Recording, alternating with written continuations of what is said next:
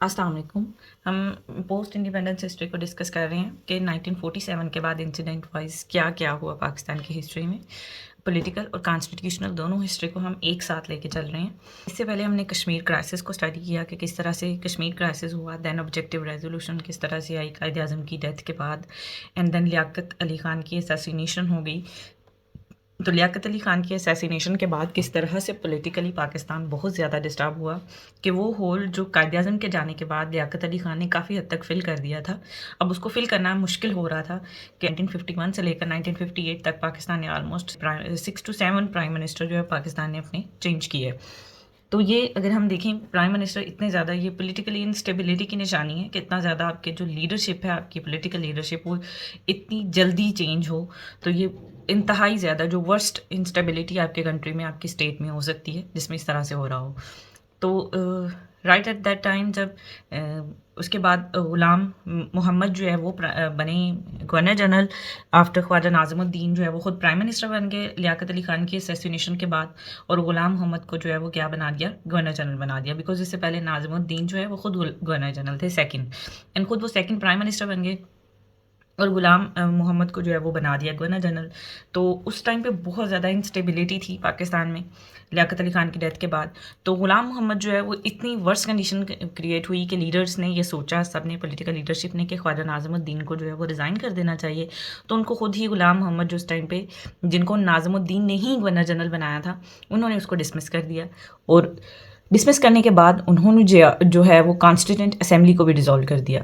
अब वो constituent assembly जिसने अपनी फ़र्स्ट रिपोर्ट पेश की थी जब लियाकत अली ख़ान जो है वो भी ज़िंदा थे, तो उस ड्यूरेशन में, लेकिन वेस्ट पाकिस्तान और ईस्ट पाकिस्तान के दरमियान ग्रीवेंसेस प्रोड्यूस हुए और इसी कमेटी की रिपोर्ट की बेस पर कि उनको उसमें जो कमेटी के अंदर जो रिप्रेजेंटेशन, उस रिपोर्ट के अंदर जो रिप्रेजेंटेशन दी गई थी वेस्ट और ईस्ट पाकिस्तान को, वो बिल्कुल भी पसंद नहीं आई थी। तो आप हमारी जो पोस्ट इंडिपेंडेंस की हिस्ट्री की सीरीज़ है उसको स्टार्ट से अगर आप देखें तो आपको बहुत अच्छे से अंडरस्टैंडिंग हो जाएगी कि क्या क्या हिस्ट्री में हुआ पॉलिटिकली और कॉन्स्टिट्यूशनली एक साथ। पॉलिटिकल और कॉन्स्टिट्यूशनल हिस्ट्री को आप एक साथ अंडरस्टैंड करेंगे तो आपको दोनों का जो मर्जर है वो समझ आएगा, तो आपकी बहुत सारी क्लैरिटी हो जाएगी आपकी हिस्ट्री के अंडरस्टैंडिंग में। तो हिस्ट्री की अंडरस्टैंडिंग बहुत ज़्यादा मस्ट है, चाहे आपको इस पर क्वेश्चन आए या ना आए CSS के पाकिस्तान के अफेयर्स के पेपर में। बट MCQs के लिए एक तो ये चीज़ बहुत ज़्यादा हेल्प आउट करती है, और दूसरा आपको नॉलेज होना बहुत मस्ट है आप खुद अपनी ही स्टेट की हिस्ट्री का। तो ये ऐसा हुआ कि after dismissing prime minister Khawaja Nazimuddin को तो डिसमिस किया ही ग़ुलाम मोहम्मद ने, कॉन्स्टिट्यूंट असेंबली को भी डिसॉल्व कर दिया कि अब कॉन्स्टिट्यूंट असेंबली ये नहीं रहेगी। तो वो कॉन्स्टिट्यूंट असेंबली ख़त्म हुई और जो फिर ख्वाजा नाज़िमुद्दीन की जगह जो नेक्स्ट प्राइम मिनिस्टर बने वो मोहम्मद अली बोगरा थे। Mohammad Ali Bogra was third prime minister of Pakistan. ये पाकिस्तान के थर्ड प्राइम मिनिस्टर थे। First was Liaquat Ali Khan and second was Khawaja Nazimuddin and third was Mohammad Ali Bogra. जैसे ही मोहम्मद अली बोगरा प्राइम मिनिस्टर बने, उन्होंने ये कहा कि सबसे पहले मैं जो प्रॉब्लम सॉर्ट आउट करूँगा वो कॉन्स्टिट्यूशन का प्रॉब्लम है, जो हम अपनी कंट्री में सबसे पहले सॉर्ट आउट करेंगे। बिकॉज अगर कॉन्स्टिट्यूशन बन जाएगा, हमारे पास एक गवर्नमेंट का फ्रेमवर्क होगा, तो हम पॉलिटिकली भी स्टेबलाइज्ड हो जाएंगे, जो कि बिल्कुल एक करेक्ट बात थी। तो मोहम्मद अली बोगरा ने एक फॉर्मूला लेकर आए जिसके अंडर उन्होंने कहा कि इस तरह से हम डिवाइड करेंगे सीट्स को। तो उन्होंने जो फॉर्मूला दिया वो बहुत ज़्यादा इंपॉर्टेंट है हिस्ट्री में, और वो एक ये फॉर्मूला था, ये वो कॉन्स्टिट्यूशनल एक रिपोर्ट थी आप कह सकते हैं, जिस पे दोनों ही मतलब वेस्ट पाकिस्तान, ईस्ट पाकिस्तान के रिप्रेजेंटेटिव्स बहुत ज़्यादा खुश थे, या बहुत ज़्यादा वो इसके लिए विलिंग थे, ये जो फॉर्मूला पेश किया मोहम्मद अली बोगरा ने। अब इस फॉर्मूला में क्या था, हम सिंपल इसको अंडरस्टैंड करेंगे। मोहम्मद अली बोगरा ने अपना जो बोगरा फार्मूला दिया अकॉर्डिंग टू कॉन्स्टिट्यूशन, उन्होंने कहा कि हमारे पास सेंट्रल लेजिस्लेचर होगा और उसके 2 हाउसेज होंगे, जैसे अभी जो पाकिस्तान के हैं 2 हाउसेज हैं, बाई कैमरल लेजिस्लेचर है। उन्होंने कहा जो सेंट्रल लेजिस्लेचर है वो बाई कैमरल होगा, अपर हाउस होगा उसका, लोअर हाउस होगा।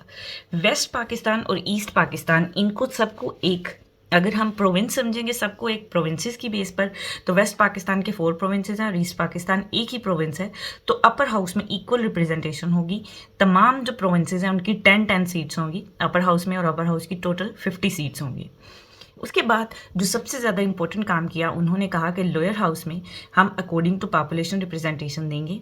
जो वेस्ट पाकिस्तान है, इवन दो कि ये एरिया वाइज लार्जर है, और वैसे भी मतलब बेसिक जो अगर हम देखें तो मेन पॉइंट जो पाकिस्तान का वो वेस्ट पाकिस्तान ही उस टाइम पे कंसिडर किया जा रहा था। तो वेस्ट पाकिस्तान की 135 सीट्स होंगी अकॉर्डिंग टू पॉपुलेशन तमाम चारों सूबों की, और ईस्ट पाकिस्तान अकेले एक सूबे की 165 सीट्स होंगी बिकॉज वहाँ पर पॉपुलेशन क्या है, ज़्यादा है।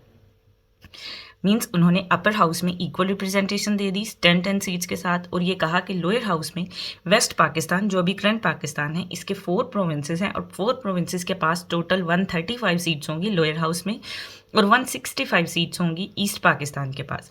मतलब ये टोटल 350 सीट्स बनती थी जो उस टाइम पे बोगरा फार्मूला में सजेस्ट की गई। और उन्होंने कहा कि वेस्ट पाकिस्तान जो है, वेस्ट पाकिस्तान में लोअर हाउस के पास जो लोअर हाउस की सीट्स हैं ईच प्रोविंस के पास, वो इस तरह से होंगी कि पंजाब के पास 75 सीट्स होंगी, सिंध के पास 19, NWFP के पास 24 और बलोचिस्तान के पास अकॉर्डिंग टू पॉपुलेशन 17 सीट्स होंगी। मीन्स ये टोटल मिलाएं तो ये 135 सीट्स बनती हैं, और अकेले ईस्ट पाकिस्तान के पास लोअर हाउस में अकॉर्डिंग टू पॉपुलेशन 165 सीट्स होंगी। ये बहुत एक बैलेंस्ड बात थी उस टाइम पे, जो कि ईस्ट पाकिस्तान के रिप्रेजेंटेटिव्स को और वेस्ट पाकिस्तान भी इस चीज़ पर अग्री हो गया ऑलमोस्ट काफ़ी हद तक, जो लॉयल लीडर्स थे। और दूसरी बात, उन्होंने इन दोनों चीज़ों को बैलेंस करने के लिए ये कहा कि अगर head of state west Pakistan से होगा तो जो हेड ऑफ़ गवर्नमेंट है उसको ईस्ट पाकिस्तान से होगा। वो हम इस तरह से इस कॉन्स्टिट्यूशन में ये चीज़ डिसाइड करेंगे कि head of state, as you know कि हेड ऑफ़ स्टेट किसको कहा जाता है, प्रेसिडेंट को, और हेड ऑफ़ गवर्नमेंट किसको कहा जाता है, प्राइम मिनिस्टर को। तो बोगरा फार्मूला में ये सजेस्ट किया गया कि अगर हेड ऑफ़ स्टेट कंट्री का वेस्ट पाकिस्तान से होगा तो प्राइम मिनिस्टर ईस्ट पाकिस्तान से होगा, और अगर प्राइम मिनिस्टर वेस्ट से होगा तो हेड ऑफ़ स्टेट जो प्रेसिडेंट है वो किससे होंगे, वेस्ट पाकिस्तान से होंगे, ताकि बैलेंस रखा जा सके। इसको 1 यूनिट फॉर्मूला भी कहा जाता है। बोगरा फार्मूला ने जो फॉर्मूला दिया उसको 1 यूनिट फार्मूला भी कहा जाता है।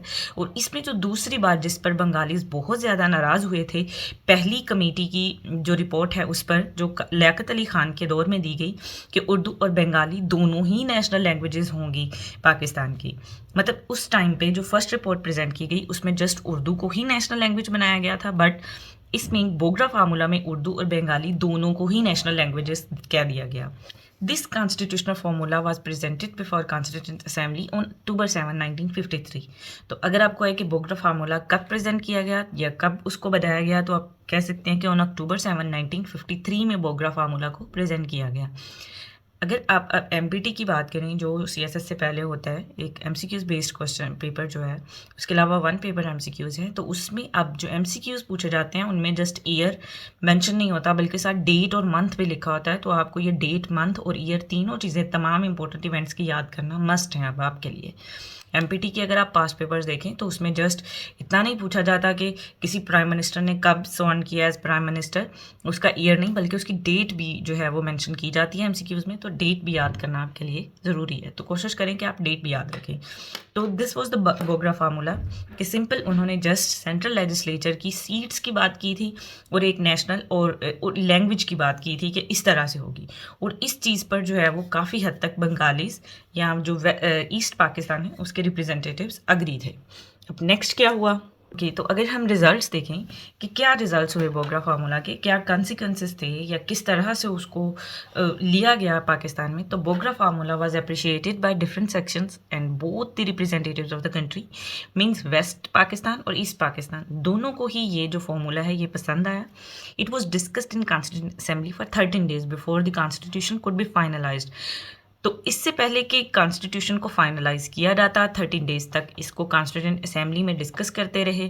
तो गुलाम मोहम्मद जो उस टाइम पे गवर्नर जनरल थे पाकिस्तान के, उन्होंने इस असेंबली को डिसॉल्व कर दिया।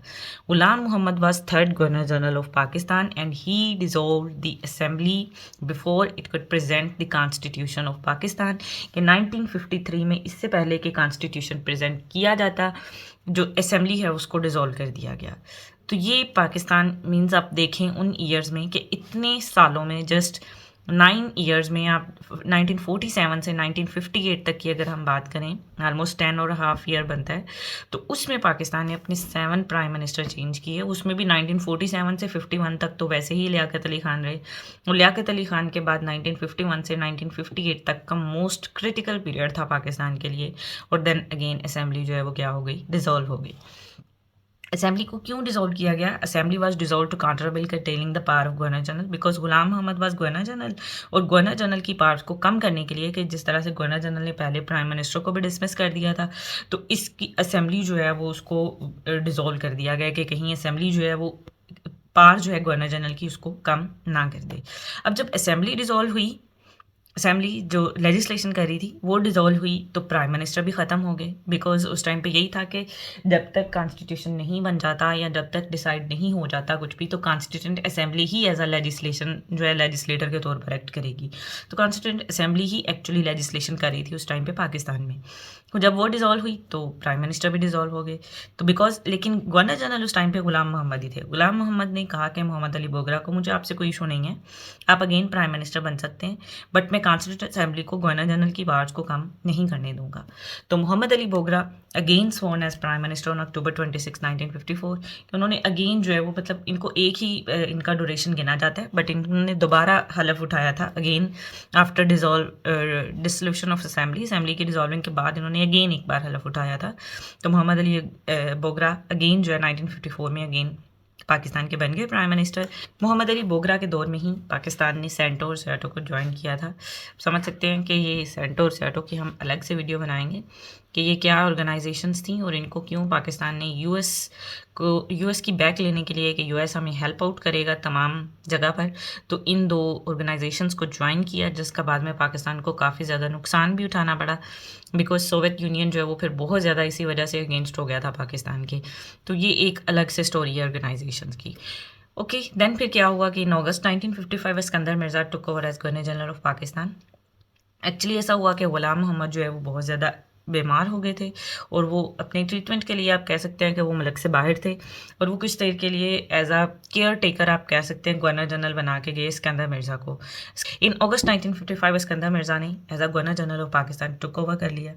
कैसे टुक ओवर किया उन्होंने कि गुलाम मोहम्मद वॉज इल, तो वो कंट्री से बाहर थे ट्रीटमेंट के लिए, तो पीछे से जो है वो इस्कंदर मिर्ज़ा जो है वो क्या हो गए, एक्टिंग गवर्नर जनरल की जगह पर वो कंप्लीट गवर्नर जनरल बन गए पाकिस्तान के गुलाम मोहम्मद जो हैं वो बीमार हैं। तो ऐसा पाकिस्तान की हिस्ट्री में अगर आप देखें तो ऐसा हुआ है कि जिस भी पॉलिटिकल लीडर ने किसी और लीडर को लेके आए हैं एज अ प्राइम मिनिस्टर या एज अ गवर्नर जनरल किसी भी तरह से, तो उसी ने आके नेक्स्ट उनको ख़त्म किया पीछे वाले को जो उनको लेके आया था।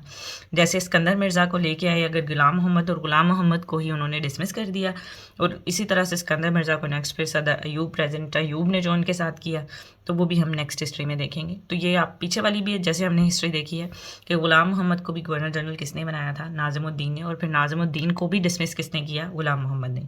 तो इन अगस्त of 1955 acting governor general Iskander Mirza जो है उन्होंने फिर डिसमिस कर दिया किसको, प्राइम मिनिस्टर मोहम्मद अली बोगरा को। मतलब पहले वो एक्टिंग गवर्नर जनरल थे, देन वो फिर कंप्लीट उन्होंने टुक ओवर कर लिया विद अदर पॉलिटिकल लीडर्स की हेल्प से, और उन्होंने डिसमिस कर दिया उस टाइम पे जो पाकिस्तान के थर्ड प्राइम मिनिस्टर थे मोहम्मद अली बोगरा। तो मोहम्मद अली बोगरा का फॉर्मूला भी ख़त्म हो गया और मोहम्मद अली बोगरा की गवर्नमेंट भी ख़त्म हो गई उस टाइम पे। नेक्स्ट फिर पाकिस्तान के जो फोर्थ प्राइम मिनिस्टर बने Chaudhry Mohammad Ali, he was appointed as the fourth prime minister on August of 11, 1955 को। Iskandar Mirza was confirmed as the fourth governor general on October 4, 1955। इससे पहले वो एक्टिंग गवर्नर जनरल थे, जैसे आपको बताया कि गुलाम मोहम्मद जो है वो ही वॉज इल, तो वो अपनी जगह पर जो है वो एक्टिंग गवर्नर जनरल किसको बना कर गए थे, इस्कंदर मिर्ज़ा को। तो उनके वापस कंट्री आने से पहले पहले ही इस्कंदर मिर्ज़ा जो है वो क्या बन गए, पाकिस्तान के फोर्थ गवर्नर जनरल बन गए, और जो है गुलाम मोहम्मद उनको डिसमिस कर दिया गया। तो ये थी पाकिस्तान की हिस्ट्री टिल 1955। इससे नेक्स्ट अब 1956 में पाकिस्तान का फर्स्ट कॉन्स्टिट्यूशन बना। उस कॉन्स्टिट्यूशन में जो हर्डल्स आई उन सबको हमने देखा। अब कौन कैसे नेक्स्ट जो है वो क्या फीचर्स थे हमारे 1956 के कॉन्स्टिट्यूशन में, और किसने उसको बनाया, इस्कंदर मिर्ज़ा ने जिस तरह से है वो उसको प्रेजेंट किया 1956 में, तो वो कॉन्स्टिट्यूशन के क्या फीचर्स थे और किस तरह से उसको इनेक्ट किया गया। तो उस हिस्ट्री को 1958 तक की हिस्ट्री को हम अपनी नेक्स्ट वीडियो में कवर कर लेंगे। If you need notes, do mention in relevant videos comment section. Thank you very much. अल्लाह हाफिज़।